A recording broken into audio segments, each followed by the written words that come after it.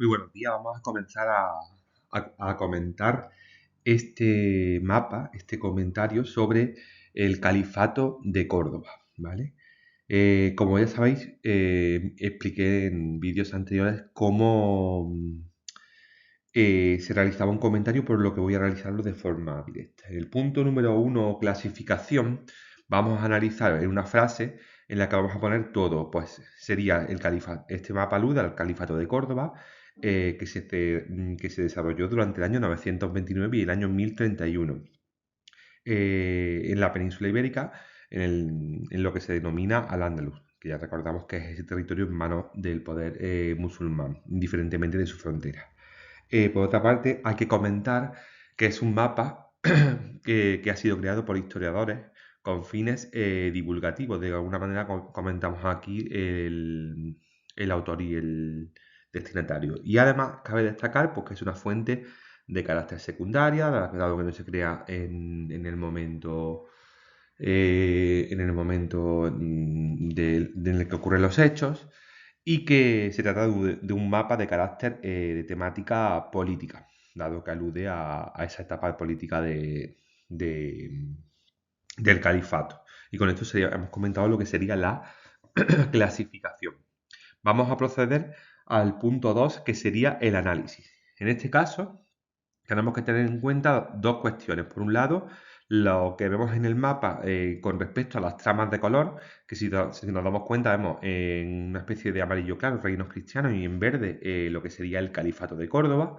Y por otra parte lo que sería la leyenda, que ahora profundizaremos. Si hablamos sobre lo que es el califato, recordad, hay que aportar datos. No debemos quedar en hacer un mero análisis de lo que vemos y más, sino que decimos pues, que el califato, con capital en Córdoba, pues se desarrolló desde el año 929, fue fundado por Abderramán III, que además de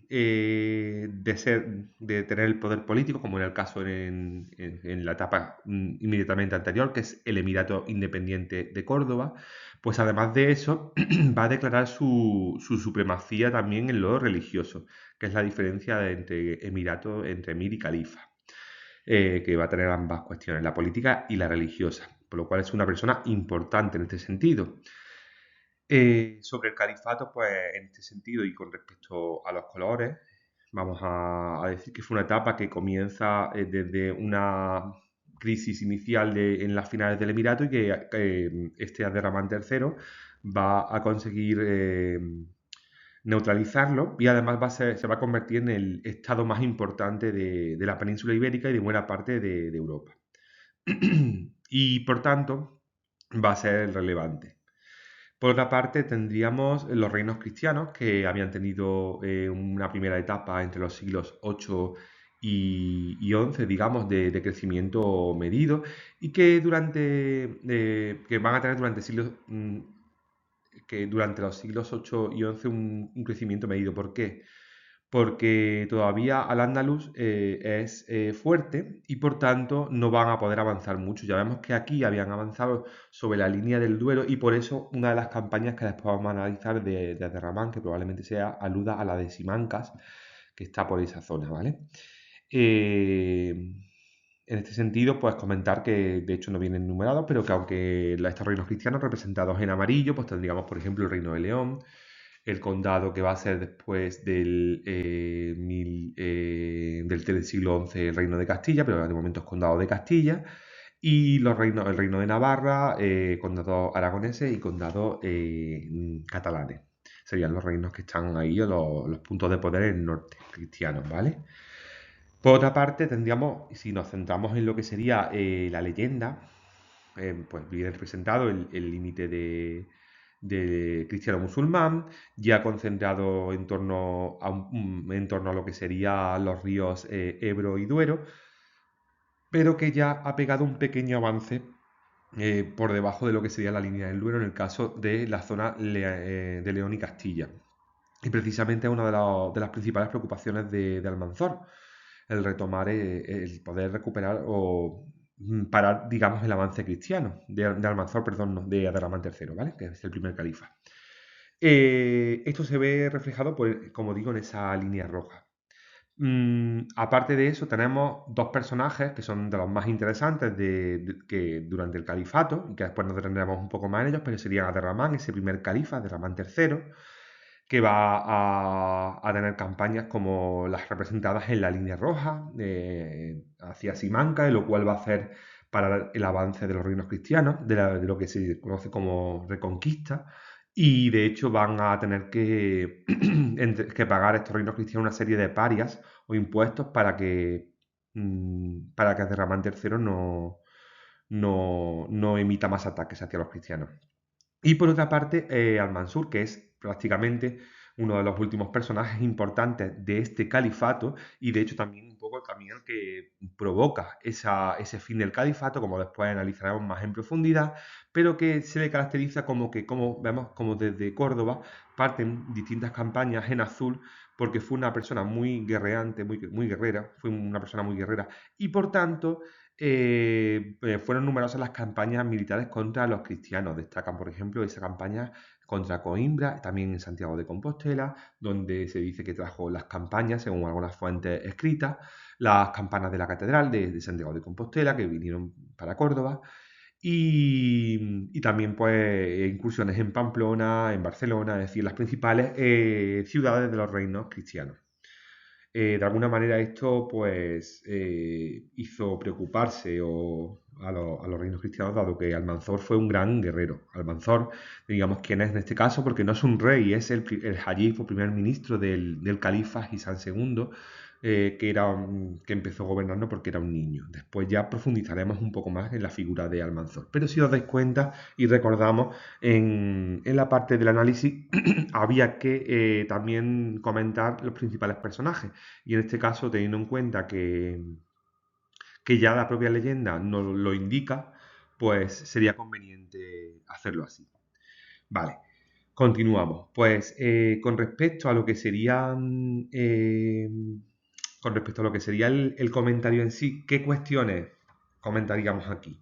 Vale, del punto 3 o comentario, siempre hablamos de unas causas o antecedentes, que sería en este hecho en sí el Emirato Independiente de Córdoba, que se desarrolló durante el 756 y el 929, y será un descendiente de los Omeyas, de la dinastía Omeya, que fue asesinada por los abasíes en el 750, que llegó a la península y fundó el Emirato Independiente de Córdoba desde el 756. Este es Abderramán I. Este, digamos, que es Omeya también. Y por tanto, ¿qué relación tiene con el califato? Pues es, digamos, el antecesor, uno de los antecesores, porque ahí hay unos cuantos califas entre medias, obviamente, de Abderramán III, ¿vale? Que va a ser el fundador del califato. Sobre estos antecedentes también hay que comentar que durante el Emirato Independiente sí que es verdad que hay una primera consolidación política en torno a lo que sería la creación de un Estado que cada vez se va islamizando más y que la organización estatal es similar a la que realizan en Bagdad, y sobre todo nos interesa que consolida el poder político, ¿vale? Que sería el cargo de emir, consolidar un poder absoluto en lo que sería el emir. Pero a finales del emirato vamos a tener una serie de crisis, como serían los ataques de vikingos, como que llegaron, por ejemplo, a Sevilla en el 844, también las rebeliones en zonas como Toledo o Zaragoza, donde van a estar los Banu Qasis de Zaragoza como pueblo, digamos así, predominante, los fenómenos del martillo voluntario, que recordemos de mozárabes en Córdoba, o la rebelión de Omar ibn Hafsum en la zona de la serranía de Ronda, ¿vale? Muy cerquita de aquí, de Villamartín. En este sentido, tenemos que tener en cuenta que es el panorama que se encuentra Abderramán III cuando llega al poder. Él empieza como emir. Sin embargo, su rápida unificación del territorio y la extinción de estos problemas que hemos mencionado le llevó a proclamarse en el 929 califa de Córdoba. Perdón. Esto va a significar, por tanto, que Abderramán III no solamente consolida y continúa con el poder absoluto que tenía el emir, sino que va a sumar esa cuestión religiosa. lo cual enaltece su figura, ¿vale? Ahora ya es califa independiente y separado de los califas de Bagdad, que es algo que va a ir pasando en los distintos territorios del Imperio Islámico, dado que poco a poco los abasíes se van a ir haciendo más débiles. En este sentido, ¿qué destacamos de este hombre, de Abderramán III? Pues de Abderramán III tenemos que decir que dominó a los reinos cristianos del norte, estableciendo una serie de impuestos que van a tener que pagar para que no se le penalice. Además, también en el norte de África va a tomar algunas plazas y va a ser un hombre con gran reconocimiento internacional. Es el que crea el palacio, la ciudad palatina de Medina Azara, y por tanto es interesante también tener en cuenta pues esa figura de recepción de figuras internacionales en el Salón Rico de Medina Azara. Por otra parte, su sucesor, Al-Hakam II, es muy interesante porque consolida el modelo estatal que tanto nos interesa, con una organización política sólida que se basa en un poder central fuerte. El califa va a ser asesorado por un ayib o primer ministro, y además va a haber una serie de visires o ministros que van a ayudar a lo que sería la gestión del Andalus. Y esto es importante de cara después, como veremos, a la figura de Almanzor. Además, Al-Hakam II pues, establece una administración provincial, lo cual va a hacer que sea más fácil lo que sería la recaudación de impuestos, y sobre todo, pues, importante que estas figuras van a sostener, digamos, su poderío en base a un ejército poderoso. Sin embargo, ya la última etapa, y tal y como recogen algunas de estas flechas, están en torno al personaje de Al-Mansur. ¿Quién fue Al-Mansur? Pues tras la muerte de Al-Hakam II, empieza a gobernar Hisán II, que es su hijo, aún menor de edad. Esto provocó que su Hajib, Almanzor o Almansur, en este caso, como vemos en el mapa, recordad que vamos a verlo escrito de varias formas, pues Almanzor o Almansur va a ser el Hajib o primer ministro que va a gobernar durante la minoría de edad. Es una persona bastante autoritaria, que es muy guerrera y, como digo, va a emprender pues, distintas campañas como las mencionadas en las flechas azules que hemos comentado en el análisis, y hacemos referencia, por tanto, otra vez a ello, aunque sea de forma de pasada, entre paréntesis o algo, para no olvidar que estamos comentando una fuente. En este sentido, la subida al trono de Hisam va a estar realmente protagonizada por Almanzor. Hisam va a ser, digamos, una marioneta.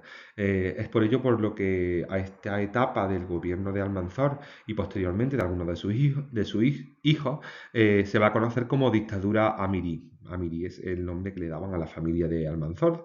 Y por tanto van a gobernar con estos amiríes, van a concentrar el poder pues hasta la muerte de Almanzor en el 1002, que muere guerreando, y posteriormente viene un poco el kit de la cuestión de la caída del califato, dado que sus hijos van a intentar seguir tomando el poder. Y uno de estos hijos, Abderramán Sanchuelo, mm, pretende quedarse con todo el poder y autonombrarse califa, lo cual va a traer consigo una guerra civil que va a tener como consecuencia la fragmentación del califato en el 1031, que dará lugar a lo conocidos como Reino de Taifas. Por lo tanto, como consecuencia ya hemos comentado los hechos y nos quedarían las consecuencias, sería esa desmembración de lo que sería Al-Ándalus en una treintena de reinos de taifas, que se van a organizar principalmente según la etnia. Recordemos que ya hemos hablado que había problemas con respecto a los enfrentamientos entre árabes, muladíes y bereberes, que lo hemos visto anteriormente en varias partes de la materia, y esto va a estar patente en esta creación del reino de Taifa, entidades independientes que van a tener una inestabilidad política, y por eso van a tener que llamar en dos ocasiones a almorávides primero y almohades después, y cuyo único reino de taifa superviviente tras la batalla del 12-12 de Asnaba de Tolosa va a ser el reino nazarí, que acabará hasta el 1492 con la caída bajo bajo digamos, que caerá en poder de los reyes católicos. Y con esto acabaríamos lo que sería el comentario. Por último, siempre intentar poner una conclusión, en este caso, pues en Al-Ándalus, sobre la importancia de lo que fue la entidad política de Al-Ándalus para la península, dado que nos ha dejado pues no solamente un legado a nivel de vocabulario, con esas palabras con el prefijo que se inician con al, pero también a nivel cultural, que algunos de los monumentos más visitados de nuestro patrimonio actual serían la Mezquita de Córdoba o el Palacio Nazarí de Granada. Por lo tanto, ese patrimonio cultural que hoy en día se mantiene.